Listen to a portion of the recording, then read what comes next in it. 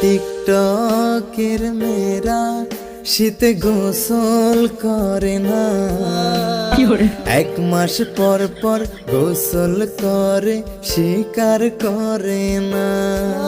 তারা গায়ে সেন্ট মেরে আর জামা চেঞ্জ করে, এমন ভাব ধরে যেন প্রতিদিন গোসল করে।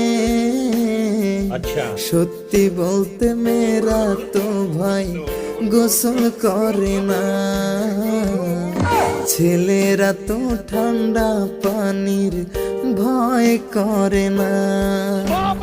টিকটকের মেয়েরা শীতে গোসল করে না, 1 মাস পর পর গোসল করে লজ্জায় বলে না।